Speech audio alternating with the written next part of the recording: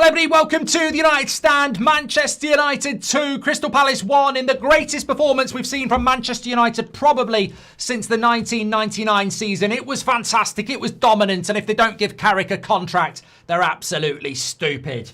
I'm being sarcastic. But look, the reason I do that is there are two ways of approaching this game. You can go result, performance questionable, we move on. Or you can just go result, ignore performance, everything's great. And I think that ultimately the league table tells the story. We're 6 points ahead of Chelsea, and if Arsenal beat them, we're 6 points ahead of Chelsea. That's considerable. And I look at the Champions League, and that is really where my focus is at the moment. Anyway, welcome back to the United Stand. This is the final score show. Well, the match has finished 2-1 to Manchester United. And thank you very much to Ball Sports for powering today's show. And don't forget, they've got a special offer at the moment. If you're new to Ball Sports and bet £10, then you get £40 in free bets. Go to the Ball Sports website or app. Details are in the description and via the QR code, which is on the screen. 18 plus only. UK and Ireland customers. Full terms are on screen. Okay, so yeah, look, I think... look, the title says it all for me. Bruno Fernandes. I understand it when he was in the midfield. And I said when he was in the midfield, maybe you sell him. But when he's playing as a number 10, the guy is world class. I mean, I don't know what the definition of world class is to some people, but world class isn't just running past 5 players and putting it in the top corner. The pass into Cunha, whether it's a dive, whether it's soft, whatever, I'll talk about that in a minute. But the pass is so well weighted that Henderson can't come for it, the defender can't get it, and Cunha can run onto it. The cross into Sesko is immaculate. And those two, and the penalty itself, those two things win us a game where we've probably got away with it. You know, I look at the comments at half time, people were losing it. What's Carrick doing, giving them so much time off? There's no energy. There's no chemistry. What's the style of play? This is bloody awful. We fell off. And then you win the game 2-1. And it's like, well, you weren't wrong what you were saying at half time. There's just a guy called Bruno Fernandes in the team that can win you a game. And I don't think performance-wise from Man United, it was very good. But I thought Bruno Fernandes was world class. And you have to celebrate that. And in the fan forum, I hope Ricky does give the praise to Bruno, because he wouldn't be sat there with a smile on his face if it wasn't because of Bruno. The reason we are third in the league, the reason we could be 6 points clear of 6th, is because of Bruno Fernandes. This guy changes games even when you're not playing well. We can't afford to lose him in the summer. Where would we be without Bruno? I've seen people say before, would we be relegated without Bruno? That was different seasons. I think in relation to this year, you simply wouldn't be in a Champions League position if it wasn't for Bruno. Now, whether I'd give him 400 grand a week, like someone in the live chat just said there, I don't know about that.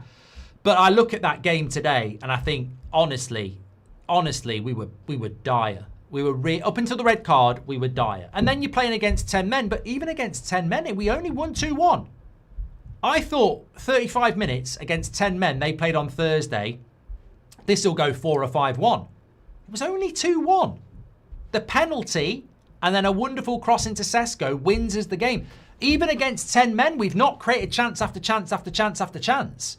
So even against 10 men, it's still Bruno that's provided that moment for us to win the game. So look, I thought we were poor.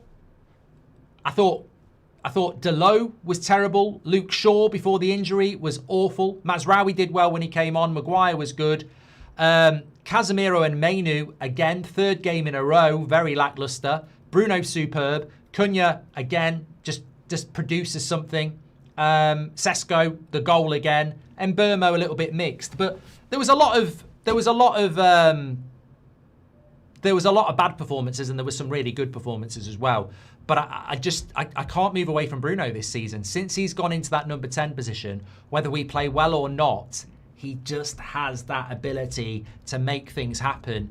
And I just don't know. I don't know where we would have been without him today. I thought he was incredible today. And, look, I'll get a load of criticism anyway, because when Man United win, and I'm subjective, apparently I'm a Forest fan, Yet at half-time, if we'd lost that game, everybody would have been saying, what the fuck are the coaches doing? Why are they letting them have time off? Why have we got no energy? Why have we got no intensity? And I would say that. I think stylistically, we're a bit confusing at the moment. I don't know what the style of play is. And, people can have a problem with that if they want. But when Amrin was here, we constantly heard about the system and the style of play, but it wasn't. They had a problem with the back three. Now we're playing a back four under Carrick. No one talks about the style of play. What is the style of play? Are we going down the wing and putting crosses in? Are we playing possession football? Are we playing quick transitional football? Are we trying to get in behind? I don't really know what we're trying to do. I know what Bruno did to change the game. He tried to slip in Cunha in a one-on-one and it changed the game, but that was one moment in the game. Where's the energy gone? I thought we were quite an intense team against Arsenal and Man City in his first two games. We were really intense. We were really quick. We were pressing really well. Since the Arsenal game, we've completely and utterly lost the ability to press and be intense. And we seem to have lost the rhythm to pass as well. I think against Arsenal and Man City, we were doing little 5-10. I remember people were clipping it up. We were doing these little one-touch passes. We've stopped doing that as well. So I don't have the answer to that. Maybe it's a blip. I don't know, but I don't know why we've stopped being intense, why we've stopped moving the ball around quickly in little passing movements. I mean, to be fair, it doesn't help when Luke Shaw and Delo can't even play the first pass. So maybe you can't get the passing moving going if people can't pass. But fundamentally, we've won the game and it's 6 wins out of 7 and 1 draw. So look, it's very, very good. We've got 2 games coming up against Newcastle and Villa where, look, maybe we will not play well and win. And if we do, great, but they will be good challenges. On the red card, look, I watch a lot of football. I'm about to watch Chelsea play Arsenal. I watch a lot of football and I say a lot of things. Last night, I watched Leeds against Man City and I did a video about how bad VAR and the PGMOL are not to give that handball. So, look, Cunha is without blame. Cunha is without blame. He's a Man United player and he's been very, very clever. However, at that time, that just felt wrong. It felt wrong to get a penalty and a red card for that. It looked really soft. Technically, Howard Webb's going to cover the referee off and go, he puts his arm on him. It's the last man. I understand it. But if that had happened at the other end, 1, I would have said the foul started outside the box. 2, I would have said their striker's gone down way too easy. And 3, I would have said it seems a bit fucking harsh to get a penalty and a red card for that. So I did feel it was a bit soft. I can obviously say that from a position of strength because we won the game and that history's not going to change it. If we'd lost the game 1-0, I might have been sat here going, he should have been sent off and it should have been a penalty. So, look, I probably am sitting here being a little bit fairer than I would be if it hadn't happened. But it changed the game. It changed the game. And I think that's the most important takeaway for me. Up until that point, I think we were really struggling to get a result out of this game. After that point, I think it allows us to get a result out of the game. So it changed the game. And I think that's what I would say about it. The most important thing for me is that when you look at that league table now, Manchester United, top of the table, no. 3rd in the league, yes. I can't remember the last time we were 3rd in the league.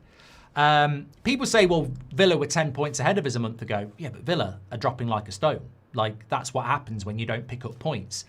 This is what happens when, against Everton, you don't play particularly well, but you keep a clean sheet and you score a goal. This is what happens when at West Ham you get a last-minute equaliser. This is what happens when at home to Palace, when you're not playing well, Bruno lifts you up and creates moments that allow you to get 3 points. We've won games they haven't. I think if Villa had Bruno Fernandes, maybe they'd be higher up the league. This is what I'm trying to say. I think we pay a lot of money for Bruno and he delivers. And yet we still get this nonsense about reducing the wage bill.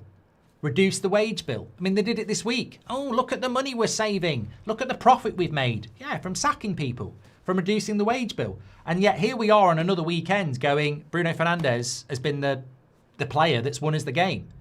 And we pay him 300 grand a week. And this is my point. And this is why, when I say it in the week, some people don't get it. You get what you pay for. We're paying 300 grand a week. That's not cheap for Bruno Fernandes. And look at where he's putting us in the league. But Sir Jim Radcliffe, he wants to keep the wage bill down. And some of us are saying, I ain't celebrating the wage bill coming down. We need more people like Bruno Fernandes. If we didn't have Bruno, we wouldn't be third in the league. That's why you pay him. Look, don't give 300 grand a week to Mason Mount. He never plays. Bruno Fernandes, give him 300 grand a week. There might be another player out there in Europe that we want to give 300 grand a week to at some point because they're worth their weight in gold. What about Carrick and the job, Mark? Well, I think there was a brilliant super chat on the watch along, which I would abide with. I'm going to nick it. Basically, giving Michael Carrick the job is like going on a couple of dates and asking him to marry you. You might have had 2 really great dates, but I think there's a lot more to learn. And even if you go on the 3rd date and it's not as good, that's not a reason not to marry him. I just think it's way too soon. And there are warnings. I'd say with Carrick, now is not the time to say give him the job, and now is not the time to say no, don't give him the job. We just got to keep learning. The problem is society today, they're swipers. They're swipers. It's yes or no, yes or no, yes or no. Not many people have learned patience. And I think we need patience. I think we just got to take our time on it. It's as simple as that. I think if you're giving Carrick the job because he's not lost the game yet, I would say shit against West Ham, shit against Everton, shit today, 7 points from 9. All right, 7 points from 9, but are we going to ignore the performances? How long do you think that's going to last? How long do you think playing like that is going to last? It'll get us Champions League football this year, but what will happen next year playing like that? I think we need to see a development of style of play, because if we don't, it's almost the flip side of Amorim. There was no style of play and the results weren't very good, so you're panicking. With Carrick, not really a style of play, but the results are good. But is it sustainable? I think there is no yes or no at the moment. I think there is only let's wait and see. Look, I don't know. Maybe some people tonight will be going, give him the job, give him the job. After watching the game for 90 minutes, I'd be like, yeah, I don't think, there's nothing from before the game. I don't feel anything different from before the game to after the game. There's nothing about that game that would make me think, yeah, give him the job. That's how I'd be. I think we've been here before with Ollie, says Kaz. Delo doesn't even try anymore. Every game his passes are getting worse, says Nick. Last time we were 3rd place was 2023, says Gavin. And that's an achievement and it should be celebrated. I hate how Liverpool has a cupcake March schedule, says Mazraoui. Could you please wish my brother Zach a happy birthday, says Lewis. He turns 15 today and watches United Stand every day. Happy birthday to Lewis. And thank you everybody for supporting our Baller League team. We're going to be in Baller League. The Gold Devils will be in Baller League. We've announced it today. Loads of people have followed the Instagram account already. So thank you very much for that. And happy birthday to Zach. Give Carrick contracts and cycle repeats, says Oz. Last time we were 3rd was 2023. I've done that one. Did Bruno get his 100 goals and assists for United? Only the 3rd player in history. Well, he must have done, Ankit. I just don't know which one it was. I think Dorgu was a big help in City and Arsenal, says Lumen. I don't think it can just be Dorgu. I think there's been a drop-off in energy, big time. Thank you very much for that. Play like that in our next 5 games. We're getting battered. No dynamism, no hunger. So reliant on Bruno, says YG. Bruno's different class. He deserves a statue, says Chad. You had me there. Had to make sure I was watching the right video for a second, says Doug. Look, player ratings is going to be live probably around 7:30. I'm doing Chelsea against Arsenal at 4:30. And we've got the fan forum. I just haven't got time to do the player ratings. So we'll do the player ratings a little bit later live. So you can do your, you can vote for your player ratings. I'll pin it in the live chat and in the video description of this video for you to do that and get on with it for our live show. Carrick's job is just managing games, but the club should want to hear his strategy and plan for the future, says Clem. Results are great, but performance matters. Liverpool won 5 straight at the start of the season and fell off a cliff. Yoro, Mark, I like what you're doing and love those reactions. You're funny, says Kellen.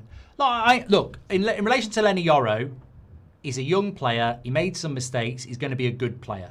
Let's not jump on his back like we did with Dorgu and then look stupid when he starts playing well. So there we go.